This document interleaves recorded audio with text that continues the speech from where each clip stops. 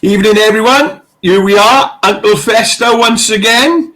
You're in a breach of what's going on, and here to report a few other stories we have of veterans who have actually. This veteran we're going to talk about, has had arrears from the CMS, and found he had to call his army career short. Done 17 years in the military, and felt he had to leave because of the CSA and CMS, the way they treat our men in uniform. So we're going to bring our guest on and let him tell his story, and we'll prod away here and there. All right. So without any more delay, I'm going to bring Bully Biscuit on. Bully Biscuit, come and join me, Bully Biscuit. How are you, buddy? Good evening, Uncle Fester. I'm marvellous, thank you very much. I tell you what, but you're looking like Ken Barlow every day. Have you got pair of glasses? Oh yes, I've got my glasses here. Put your glasses on, but let's see you with yours on, eh? You definitely can. What are you on about glasses? I don't need glasses. I've got good eyesight, I have. Oh, really? Anyway, Ken Barlow. Oh, really? Nice to see you. All right, come on. Let's get your glasses on. So who's speaking tonight? Who's our guest tonight? Bam Booth, Tony Booth. Tony Booth. Ex-Royal Signals. Royal Signals? Ex-Scaly back, yeah. I tell you what, mate, that's a bit of a... He's intelligent then, so we better treat him with a bit of... they were above us, mate, and pay grade, so we better treat him with a bit of respect, all right? So, should we bring him on? Bring him on, boy. Bring him on. Go on, do the introduction then. Well, ladies and gentlemen, please welcome Tony Booth, ex-Royal Signals. Hi. Well, Tony, how are you, mate? Good. He looks like a signaller, Craig, doesn't he? He does, doesn't he? Bless him. Yeah. We all have a cross there. So, Tony, how are you, buddy? I'm okay, thanks. Good. Good. Glad to have you on here. As you're probably aware that, we're allowing people to share their stories on their plight in life with the CMS and the CSA. We've all had run-ins. So, Tone, do you want to give a quick introduction of who you are? And actually, we might as well go straight into this, Craig. Tone, if you don't mind, mate, if you want to start, and we can go straight into it. Tony Booth. I'm currently paying inaccurate maintenance arrears to the husband of my dead ex-wife for my children that are now 27 and 29. That he didn't even raise. He didn't raise them. I mean, if he raised them, I couldn't have the argument, could I really? But he came along to were teenagers and leaving home, and he's claiming the money. Although I was told recently that my ex-wife, in her dying days, contacted the CSA and wanted the money still paying. Okay, so yeah, that and I know. I'm looking through some paperwork and stuff, and I know you've been on. Is it Hull Live? You had an article in the paper. Yeah. So I've gone through that. I had a little bit of that. So do we want to go from the beginning and give everybody a little bit of a taste of what happened, and from your point of view, because there's a lot of 17 years in the military. You're 5 years off, you're 22. And when you get your 22, for those who don't understand, you get your 22 and then you get, what rank was it? Staff Sergeant. What? Staff Sergeant. Staff Sergeant. So you would have picked up your 001 probably. All right? You might. I'm not sure about that. Don't put yourself down. I spent a lot of my army career in sports kit. I was quite lucky to do a sport, and as you know, when you do sport, you kind of take off. Yeah. But at the end of the day, don't put yourself down, Matt, because nobody knows what they would have finished as. So at the end of the day, 17 years, and then you get out 5 years before your maturity Yeah. Your big payment and your full pension. So it must have been a little bit dramatic. So give us a taste of when it began and how it actually went on in your own words. And because correct me if I'm wrong, it's affected you with your mental health a little bit as well. Massively. I got to the point where I attempted suicide in 2005. This is after I left the army because I felt like everything was on top of me. The CSA have been relentless. So I start from the beginning. This has been going on for 27 years. I split in 1993. I was out of the army in 94 until 98 because I did 4 years out and got back in again. Yeah. And I was very, very pleased with that. And when I got back in, I paid religiously £320 a month. And that was religious. It never changed. And then one day they just upped it to 550. I'd remarried and I had 3 children. One was our own, one adopted because her father died, and the other, the stepdaughter, had a dad. So I didn't get any money. We didn't get any money towards them, as you might think we would. I had to support all 5 of us, which I'm happy with, and that was good. But when you suddenly lose £550 a month, and back in 2004, it wasn't a great deal of money. It was a big chunk of my money. It was 25% gone. So the children we're talking about from your first marriage. Yeah. And so you had the first 2 children. When were they born? 90 and 93. Okay, 90 and 93. So today, the 29, 27, around that age? Yeah. Yeah. So, okay, so you had them in 93. So when did you meet your second partner? In 95. 95. Okay, so you left your first partner in... Many times, actually, before I met my ex-wife. So looking back, you had... Broke down. She hated the army. I got out of the army in 94, and it was actually me she hated, and we just fell apart. I met my second wife, told her how much I missed the army, and luckily I got back in again, and it was great. We had a great life, living in Germany and everything. It was good. I think a lot of people will... I can relate to that, because, Bully, you know my ex, Nicola. Yeah. And she was really nice. That beautiful woman, still my best friend. I'm trying to get Bully off with her so she can take it away from me. But don't know what's going on there. But we were lucky. But she didn't like the army and she hated the army, so I got out for her. So I can relate with what you said, and we didn't stay together because I missed the army, mate. But I didn't join back up where you did. I take my hat off to you for that, because I had something inside me. He said, "No, I can't join back up because everybody think I was a failure in Civvy Street." Stupid, isn't it?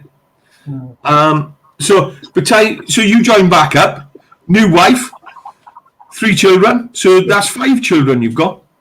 Yeah. Potentially. I take my hat off to you. Not a lot of people would take on like that. All right. So you get to the stage where 550 and the wages weren't brilliant. Weren't brilliant in the army. Based in UK at this point. In Germany, we would have had LA, and it would have been a bit more money. Yeah. Let things out. But 550 was a massive amount of money, and I couldn't afford to pay for 5 of us. So I had no choice to leave the army. And when I did leave, I just mentally went down. I was later diagnosed with PTSD. My head was a mess. And I was unemployed for a while, so I didn't pay for that period. Yeah. After that, the CSA, and which became the CMS, were relentless. I had a 6-week prison sentence, suspended for 2 years. I paid to my house twice. They put a block on the sale of my house, deal, detachment of earning orders, threat of loss of license. I'm not against paying. My argument has always been is that the arrears that I had accumulated were inaccurate. because they had not taken into consideration my second family. They're supposed to make a deduction for my second family. Never did. I had letters all the way through saying you should have told us at the time. I did. They said no, you didn't. I recently got my subject access request, so my file over a whole 27 years. And in 5 minutes, I found a form that was a letter to them and a form that I completed in '97, telling them about my second family. So they've always known. My MP contacted them to say, what you've argued this, and he's proved that he has told you. And now they've moved the goalposts, and they're saying that Mr. Booth was awkward, wouldn't help, wouldn't contact us, and everything. And again, I've gone through my file and I've found a document that said I actually came into the office because I couldn't get hold of them. So I actually walked into the office and I sat down and waited till I saw somebody. I filled out the forms there and then, and they've got that in writing. So every time they come up with an excuse and a goalpost to argue about these arrears. The whole thing is I've overpaid because they've not deducted my second family. Everybody should pay. I'm not against paying. I ended up being an RP myself as well, because my second wife, we split for a while, and my son lived with me. Yeah. So I was on the opposite side of the fence at this point. How did you find it being on the opposite side of the fence? Did they treat you differently? Oh, they were great. They were really friendly. Couldn't do enough for me. Completely differently. They're quite hostile when you're trying to talk to them. Yeah. Especially when you tell them you're recording phone calls. I've had people hanging up on me and refusing to talk, passing me on to managers. The last guy rang me back and says, I don't give you permission to pass on my video, because he threatened me. He threatened me saying, well, if you don't pay us now, we're going to take you to court and we're going to take a load more money off you. I said, well, that's a threat. You can't talk to me like that. And then he rang me back to say, you don't have my permission to use that recording. And that you've got all them recordings, I take it, all the evidence, which is, Craig, we seem to be hearing this all the time, buddy. Give us a little bit of an input, mate. Give us an input to these tactics they're using, bullying tactics, and alienation. Well, they think they believe themselves to be above the law, basically, and think they're untouchable, faceless public servants, and they're there to collect money, and they'll try and get as much money out of you as possible.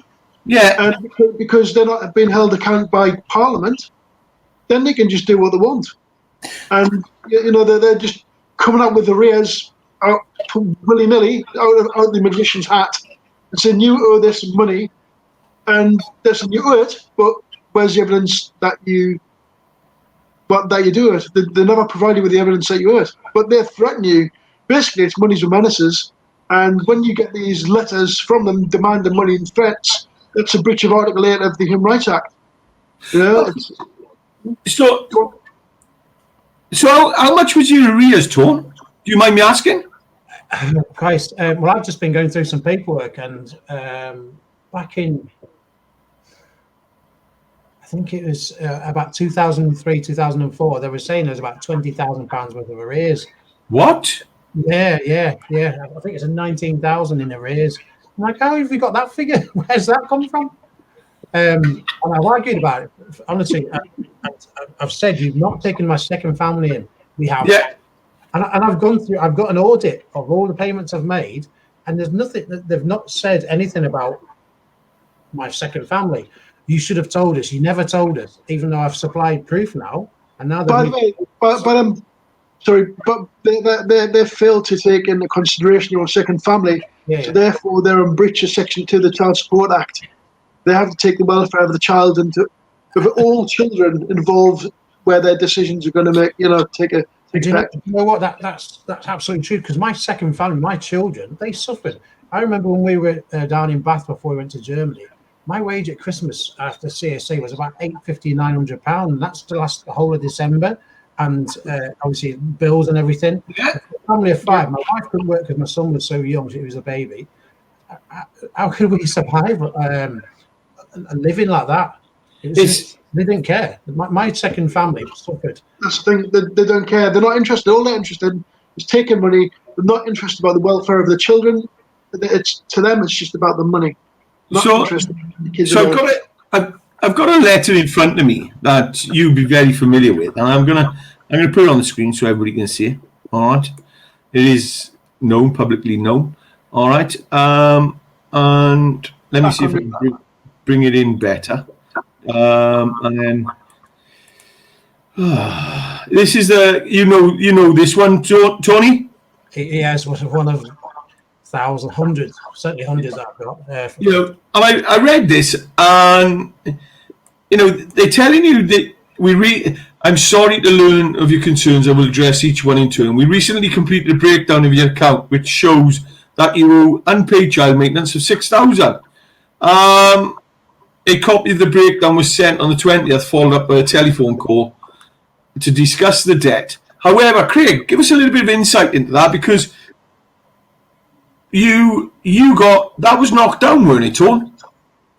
Yes, completely out of the blue, £2,000 came off of it, and to this day I don't know why. They just deducted $2,000 straight off.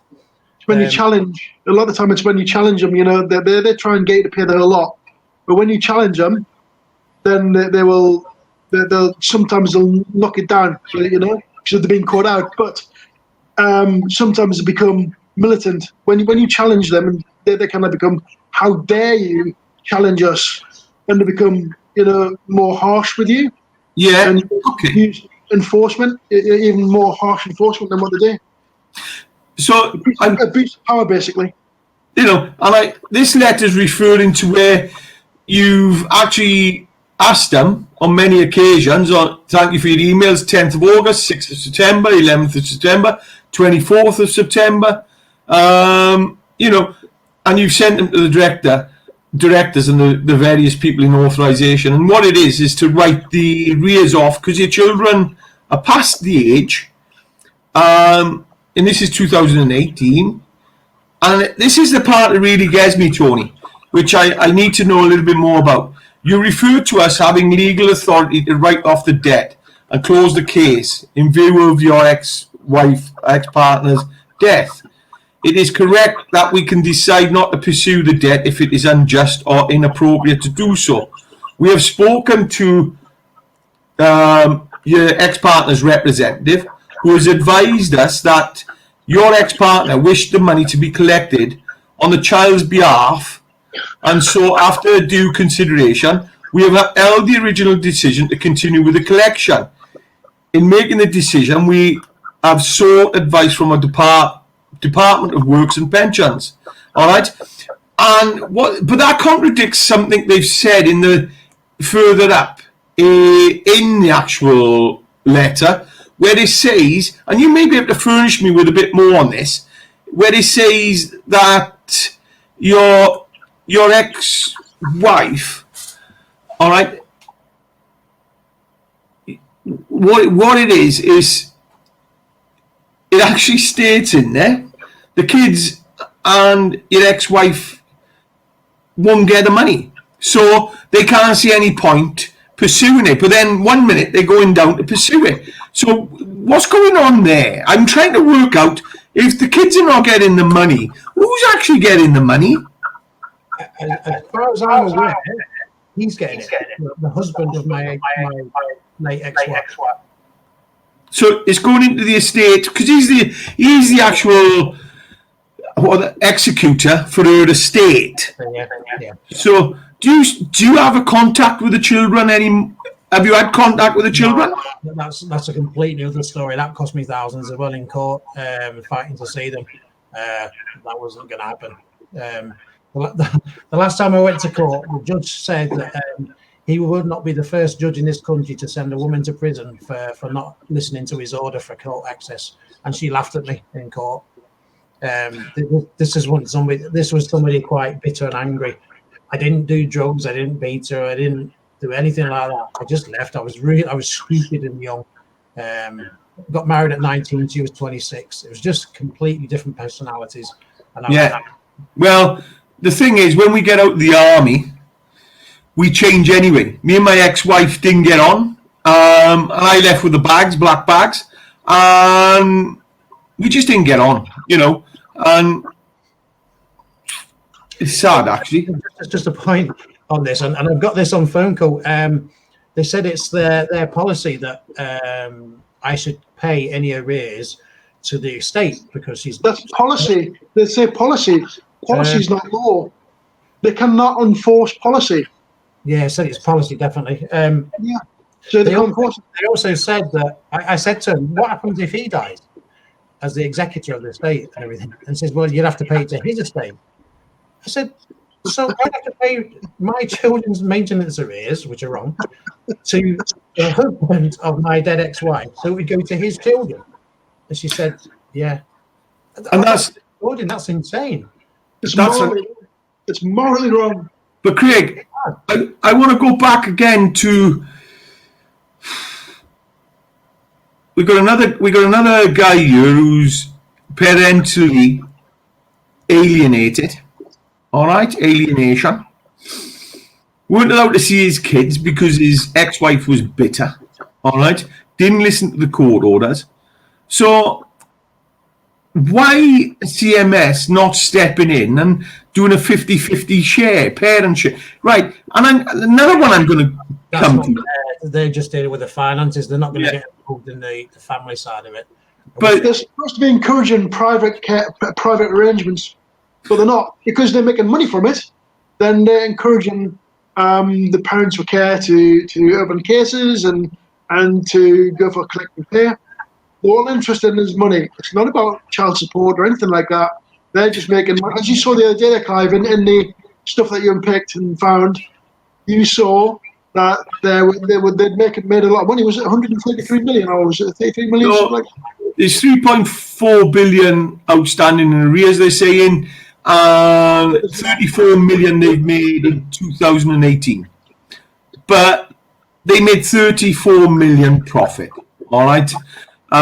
So the big question I'm going to ask you is, and Tone, I'm sorry, mum and dad still around? Her mum and dad? No, yours. Oh, my mum and dad. My dad died 2 years ago. My mum's still alive. I'm sorry to hear that, but so mum and dad, did they have contact with them children? No, nobody did. My sister tried getting contact and she was fobbed off as well. That's a whole little story. I can't you about that. John, I'm sorry to bring it up, but I've gone through it myself, so I can talk to you about it. And what kills me, to be honest with you, is the children miss out on the grandparents, the love from the grandparents, and the father, and it's heartbreaking. All right, and I know my mum and dad, my step mum and dad, devastated me, devastated. So I'm sorry about that, but I'm just trying to show people out there that I've got obviously children to my second wife, and I'm a good dad. I'm not just saying I'm a good dad. And I've got a great bond with my kids. I see them all the time, even though they're grown up now. They're 22 and 25. Daughter. I'm a good dad. My children lost out to that. And that's what I'm trying to put across. All right. Look, because you've come on, and you've opened up, so nobody's going to question you. All right. Thank you very much for that. But the big question I've got is, Craig, what's going on, and how can how much are you owed? How much are you owed in debt now with that? There's £2,500 arrears at the moment. I'm paying £100 a month, but by the time it gets to the ICE investigation, that'll be paid off. My argument's always been about my second family. So if we say just 15% deduction, paid about £35,000 in all. So that's about £6,000. So they owe me about £4,000. As it stands now. Time it's paid off, it's going to be £6,000 they owe me. And it's not going to be paid off for another 2.5 years. No, and I won't get the money back, because who do I see? They're not going to give me. He's dead. That's right. And bear in mind, this is their policy. That's not law. They're enforcing policy, not law. So equality, Craig. We're going down the avenue of equality again. Yeah. It's just. I just can't understand, how they're affecting people's minds and, well-being. And they're affecting the kids. They're not safeguarding kids either. Do you know, it's when I went to court and they actually told me, you might have to bring some clothes with you because you might be going to prison. And what? I had a 6 weeks suspended prison sentence, 6-week prison sentence, suspended for 2 years. And I said, look, I'm arguing about the arrears. Nobody's listening to me. Well, it doesn't matter. You owe that. You're going to go to prison if you don't pay it.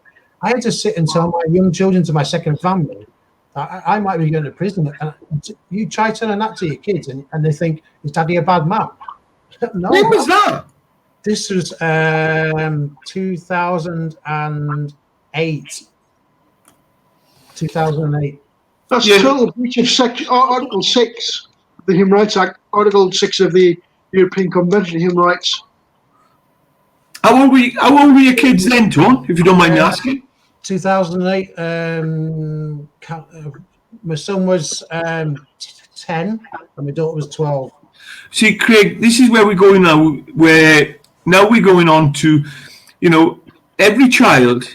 That's to my second family, obviously. 10 and 12. But what I'm going to say, Tone, every child, all right, between the ages, there's a set age range. I think it's 0 to 7, and then it goes up to 13. But kids are children are like sponges. They're soaking everything in from the environment they're living in. So anybody in authority they love, or anybody they look up to, they actually soak off everything and take in everything. They learn from everybody around them. And if they're seeing things with causing trauma, which that caused trauma, all right. I was really quite upset at the time with all the other stuff as well. That will affect the children, and the children will grow up with that. And this is what people are. Everybody's going on about mental health today, and potentially even the words we use towards children. You're not good enough. You need to do better in school, and to see your father going to court and being told you're going to go to prison, it's wrong. It's absolutely wrong. How the system should be safeguarding, and there's no need to be. Being sent to prison for money that you do not actually earn as well. Yeah. Exactly. And I'm going to. No doubt some of it, but it's the fact that they didn't discount the second family. That's so there's about £6,000-7,000 that needs to come off that complete amount, which it hasn't, and that's where I am now. The arrears. The last case we spoke about, we talked about incompetency, and they admitted, they put their hands up, they said it was incompetency. How much money was owing on the last case, buddy? Which case was that? That was Max, wasn't it? Oh, yeah. Mac, yeah. They said he owed £10,000. Yeah. And then we got that written off. And then they came back and said he still owed it. 25. Yeah, 25. Hang on a second. They deleted the telephone conversation where they told them they'd written it off. And then usual score. And then went to ICE. ICE wrote $5,000 off last year, or earlier on this year. And then this came back from ICE and they've said he owes £25,000. And the thing is, this guy's been on a detachment of earnings order for years, all the way. In fact, he put himself on a detachment of earnings order, if I remember correctly. Yeah. So he's never missed any payments, and they've come out with £25,000. I'd like to know where they're getting their accounting teams from, because Diane Abbott, by the sounds of it. Because I tell you what, some businesses could do with an accounting team which can, create the money like that. But I'm going to show you something, Craig. I don't think I've shown it. All right, and this is really, really got me going. This is writing off arrears. Since 2018, the UK government has had the power to write off arrears that accumulated when a case was administered by the CSA under the legacy. 1993, 2003, Child Maintenance Scheme. This can be done if no payment towards those arrears has been made in 3 months or other conditions met. And one of them is your ex-partner passing away. And the big thing against me is, have you ever seen any written correspondence from your ex-wife? They ever showed you any correspondence where she's turned around and said, I want him to pay? When I got my subject access request, it had nothing from her inside it, so it's completely just my side of things, with the exception, as Craig just mentioned, about a few missing phone calls. Right. I had one phone call where I was in tears. I was absolutely sobbing because they were trying to take £800 a month of me. I was just a wagon driver.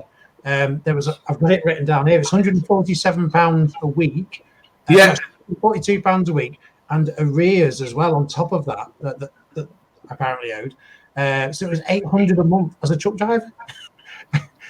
That's mad. I was sobbing down the phone, and this woman just started laughing at me. Tough. She actually laughed at me and said, "Tough. Can I get that phone call?" No. But this is phone calls, but not that one. This is going back again, Craig, to the 60%. They're going past the 60% threshold. Yeah, again. Absolutely. But it's supposed to be 40%. They can only take 40% from you. Whereas we've heard in a number of cases, they can only take 40%, but they take a lot more. Yeah. I've heard of a lot of cases where guys have been left for 20 quid over Christmas. So £142 probably a week probably comes just under the 40, or is 40. It's the arrears on top, the extra £70 a week. And 200 a week of my wages. So the wages was gone. And that is despicable, because you were supposed to have 60% of your wages. So your threshold is 60%.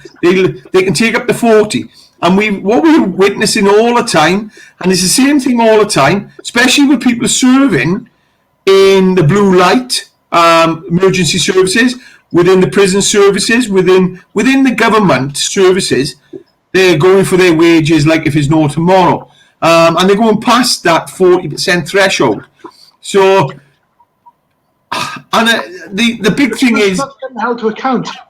Yeah, that's the problem. They modern day Robin Hoods between us. Corporate police, definitely. The corporate police, yeah. But I'm going to go back to, I would be very interested in anybody out there, from the CSA, CMS, CSA. You just rebranded. You're from the CSA, most of it. So anybody from the CMS, come on board. Look, questions are going to be asked, because for you to continue to pay, I would expect something in writing from your ex-wife to say, and actually, they should be sitting down and saying, because, there was a statement made.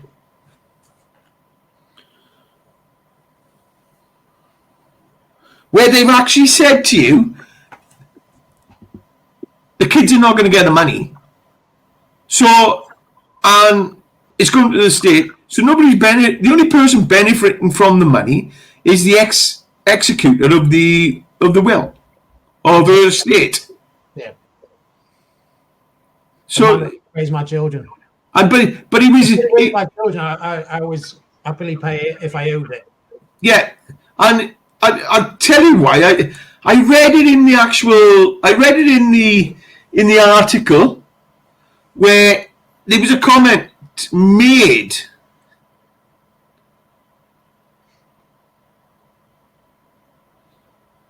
There was a statement made at the bottom where they've gone and said that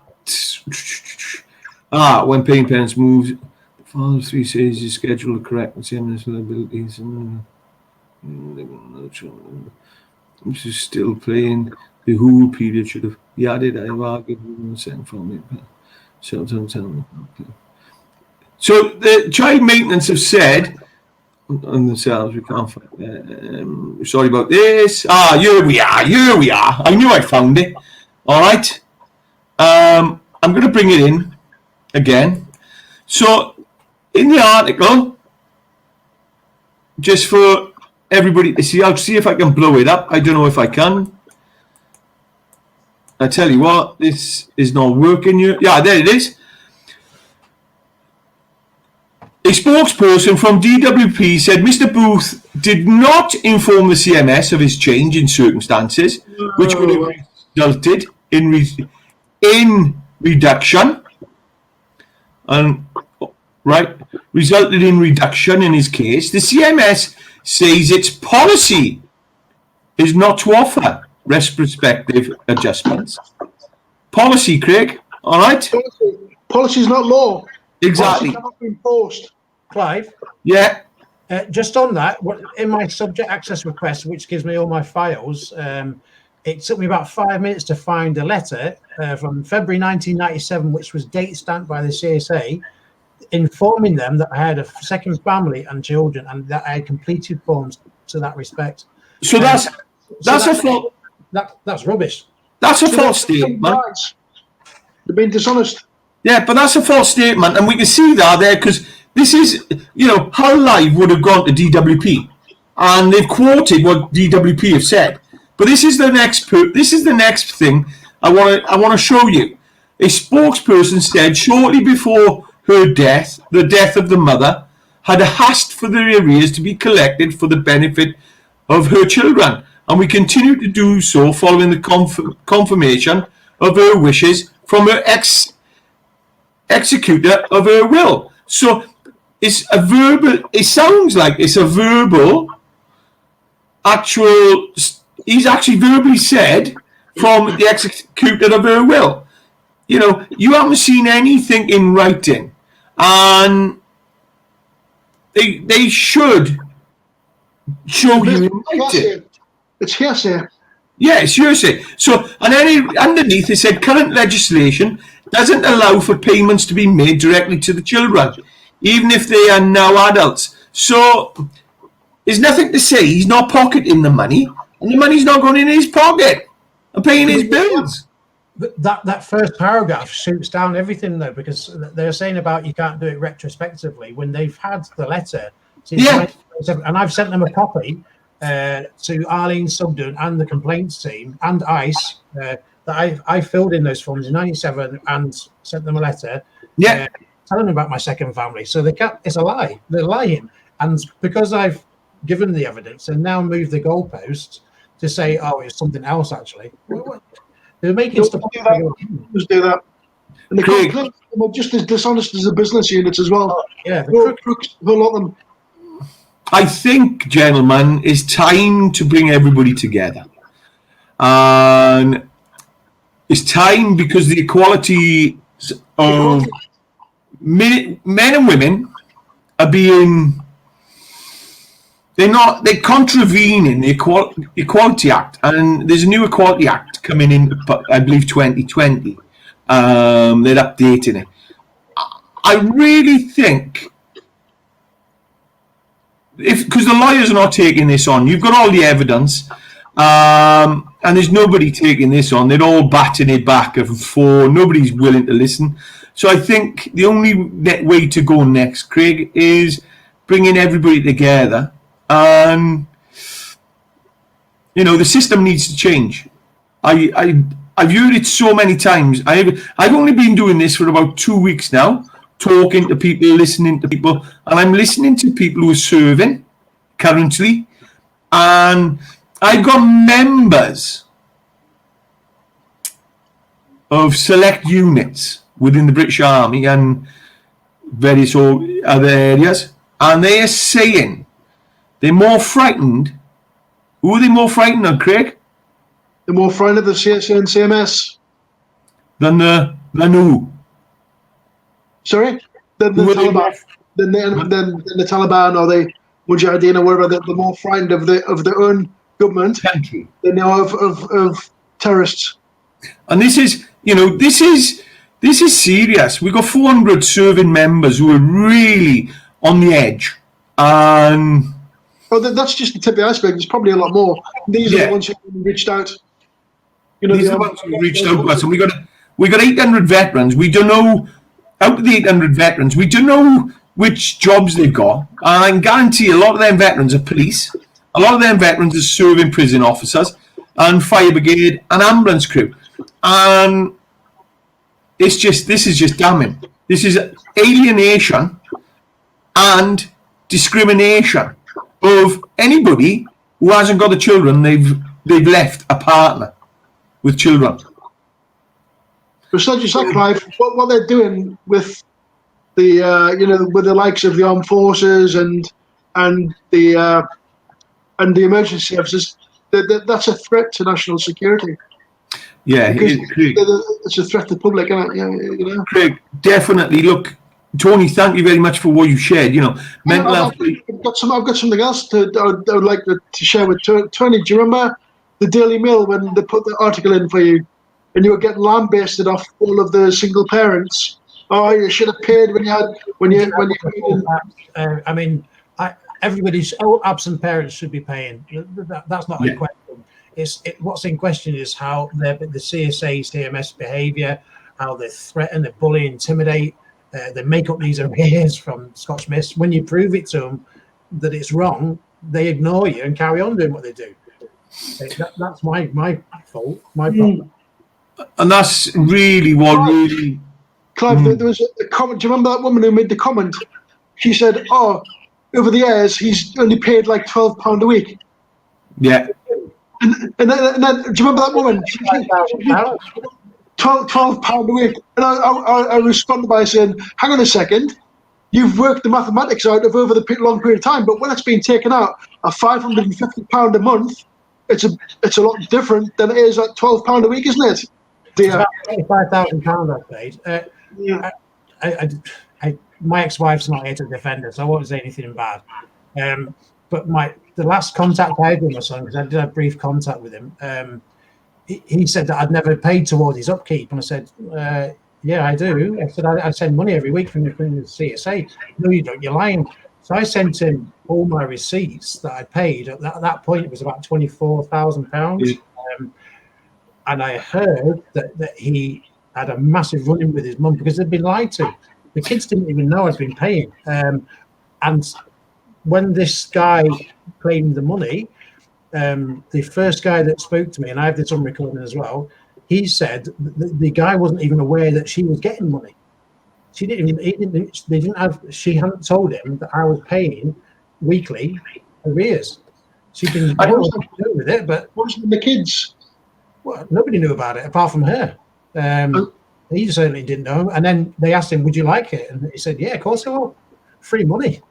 Yeah, and you've just hit the nail on the head.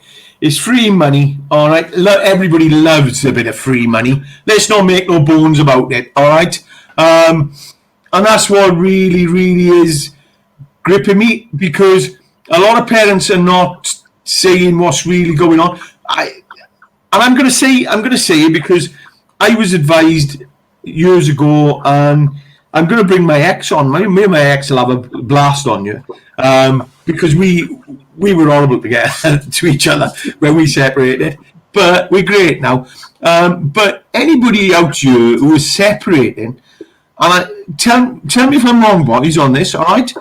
I'm going to advise you to do bank transfers and record everything you spend it, because it may come back and bite you up the arse later on. I think it's a suggestion. When you're doing your bank transfers, or you're paying the money for your child support, make sure it's labelled as child support, but also have, if you've got a child support case open, make sure that you have the child support case reference number.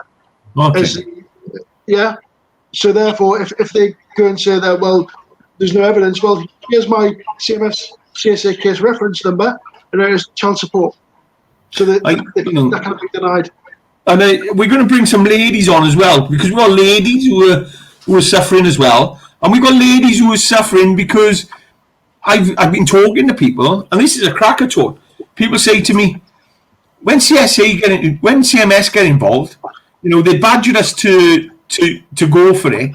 They tell us we're going to get more money, but we're not going to get more money, because when the kids go on holidays, then the fathers or the mothers or whoever the guardian is, they miss out. Because I had a talk with about 3 or 4 of them, and they said, and one of the men turned around and went, you know, she's on brilliant money, my ex-wife, I've got the kids, and no, she doesn't help towards the holiday costs or anything. She just pays that one payment. But if we were sharing it and we were working together, then it would be brilliant. But because the CMS have got involved, it's you know, they cut it straight down the centre, and people go, "Ooh, that's it," you know, because it's now getting it's horrible. But you know, yeah. So no, hey Tony, thank you very much for your share. Anything else you want to share with us? Just that this is a 27-year battle that has drained my soul. You get less for murder. I go into court every time I would get the shakes because of all the stress it caused. It was horrible. It was. I don't want to say. It's just been a 27-year battle, which is going to go for another 2 years until it's paid off. And I'm not going to give up then. I'm just because it's paid off. I'm not going to give up because this is wrong. This is. They need holding to account. They can't get away with this. So I'm going to carry on for the rest of the time and fight this. Well, the sad point I'm taking from this and really cuts into me is you potentially missed out on your gratuity from the army. Yeah. And you missed out on a pension, and the pension, you know, a lot of people don't realise is that pension is absolutely brilliant when you're in your 40s and the lump sum you get as well. Life changing the payout, and then you've got the pension. You can survive on that, no problem. Same happened to me. 16 years. Argumentative phone call with the CMS. They said, you did 17 years in the army, then you must have got a payout at the end. I said, no, I didn't do my full time. No, you're wrong. You got a pension. You should have paid some money out of that. I'm like, I'm telling you, I left before my 22. They were trying to push me to pay something out of some money I didn't even have. I said I left at 17 years because of you lot, because I couldn't afford to live on that amount of money, lose that amount of money when I got a second family. I'm not doing that. I said I'd rather leave than pay you another penny. And look, just to give those people who have never served in the army an insight, because a lot of people think you join the army and your bills are paid. No, they're not. All right. We live in quarters, married quarters. It's like a housing association. We pay costs, we pay electric, we pay gas. Everything is still the same, and the wages weren't the best, boys. Let's be honest. You know, the army now, he's earning when he's a Landsjack, hopefully soon, he'll be earning more than I was as a staffy back in 2004. So exactly. You know, the wages are different today, but they changed the pay structure. So the big thing is a lot of people think, oh, in the army, everything's paid for. It's not. You know, and when you go away, you know, you're paying because you got to go away because you don't get any extra funding going away. You know, not really. And cost of living is hard. So, and you get your mess bill as well. And a mess bill is a bill you get because you got as a staffy. Me and Craig done it as a Lance Jack, and you know, Lance Corporal. We were in the warrant officers mess, and it was for every rank. But you went to senior rank, so you went into the warrant officers mess. And you know as well, your mess bill comes out, and every month. So that's another additional bit of bunts you've got to lose. You know, we got military guys today. We say they're on good money, but today there's a new system in place where if you're in the block, what I've been told is you've got to pay for your food. So if you run out of money 2 weeks in, you could end up starving. I think they have a pullback process in place, but it's not a good thing to do because I think you're ending up in a lot of trouble because you're not managing your money properly if you do that. Is it pay as you go? Yeah, pay as you go. Yeah, pay as you eat or pay as you go. And you know, malnutrition is all sorts. But the big thing is this is another thing I'm really about the army. The army's brilliant. I loved the life in the army, but the army didn't really show us out the value of money. Didn't really show us to budget. Didn't tell us, didn't show us how to work with your mind and your mental health. Mental health has had a stigma on it for a long time, and it's still.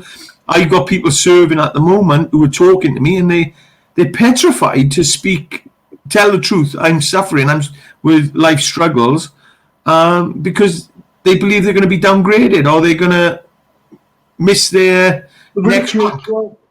Ridiculed. Yeah. So, gents. Clive, just one thing as well. Do you know you're on about having to pay for food and stuff like that?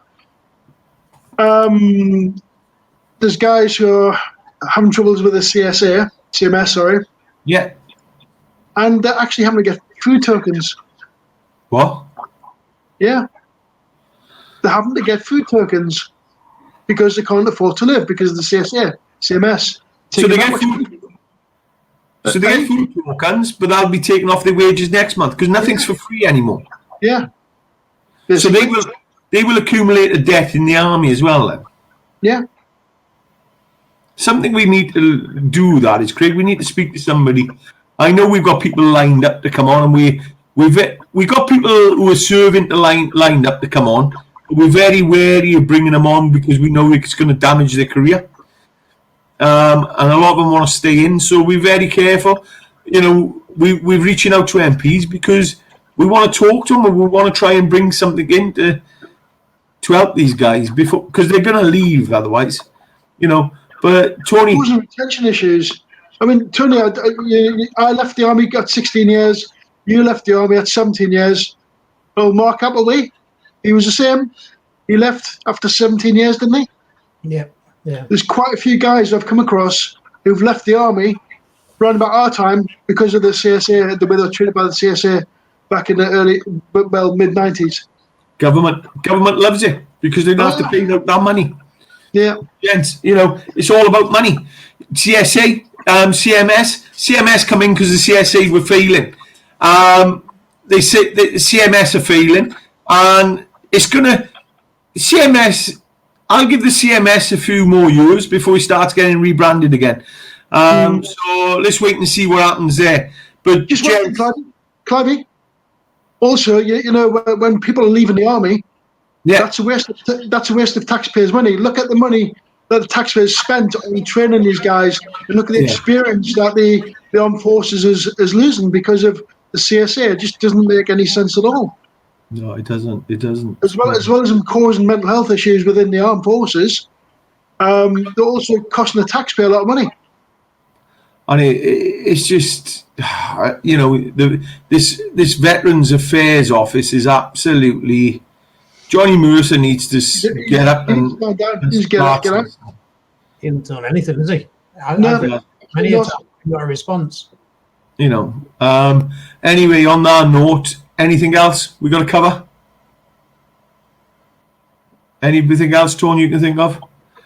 No, just as I said, it's the moving the goalpost that's got to me the most lately. As you read in that letter, I didn't tell them apparently. When I've proven I've shown them forms and letters which they have got a copy of because they've sent me a copy of it. Yeah. And then they've moved the goalpost now, saying it was other reasons. So, Tom, we're gonna stay in touch because. And hang on a second, just before we go. Sorry, guys. And also remember the fact that they're deleting telephone calls. Yeah. Which would cause them problems. So basically, they're in breach of the GDPR. So now we're going to go back. Disclosure.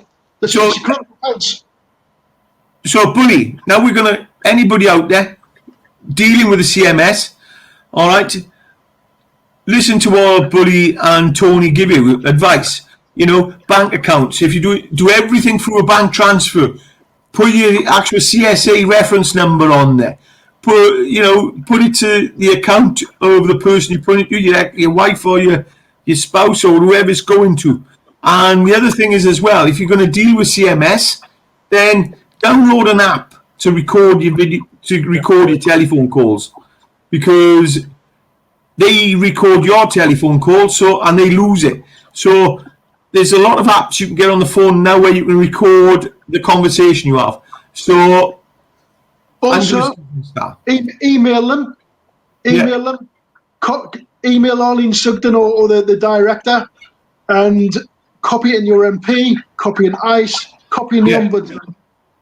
Okay. And there is where you send a letter to them via, like first class and signed for and special delivery, they'll get the letter and they'll sign for it, and that's it. It gets chucked into your file. Nothing gets done about it. Stays, their dirty little secret stays in their business unit. But when you email them, then it gets exposed. Their dirty little secret gets exposed to a lot more departments, so they usually have to act. So that's where we are. All right. Grandparents, if you're watching this and you've suffered, get in touch, because I'd love to get some grandparents on you. If you got a kid, come and get in touch, because I'd love to speak to you. I'd like to speak to some of the people as well on the other side of the block. This is not all one side. I want to speak to everybody. So on that note, I've got to say something now. All right, Tony, bear with me, but before we say goodbye, all right. I don't know if you know, it's Bully Biscuit's 60th birthday tomorrow. All right. Bully Biscuit is 60. So, happy birthday, Craigie boy. I am the drink, but I thought I'd give you this. Yeah,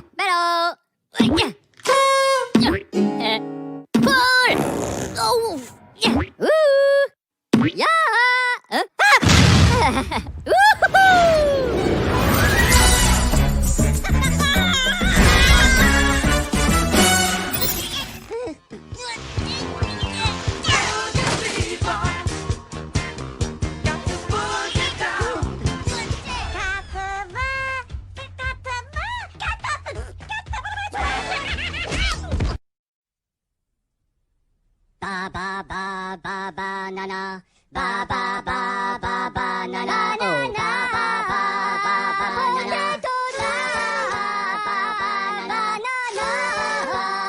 banana, tocari lo potato, rica ni malo manica notica, ba banana, io plano fu, la pano no tu, ma banana, la camopita, mo banana, ba banana, potato. I've had enough of that now, so that's it. So Tony, the brilliant thing is, mate, we got him on mute now. Look, so he can gob off all he wants, but we got him. Okay, Barlow there, but Tony, thank you very much, buddy, for your for your share, and yeah, let's stay in touch, because I want to do a Q&A next, but I want to get the people we've had on and do a Q&A. Okay, cool. So, we've got MPs coming on, so let's look at that. Thank you very much for your share. So Uncle Fester's finished here, unless anybody else got anything to say. If you haven't, say your farewells and say whatever you've got to say, gentlemen. But, no swearing at the MPs and everybody, So that's where we are. Love you all out there. Do you want to say ta-da, Tone? Thanks a lot. Cheers. Bye-bye. Brilliant, buddy. When it's not just... All right. Bully Biscuit, have a good day tomorrow. We'll have a day off tomorrow, all right? Love you all. Love you, man. All right.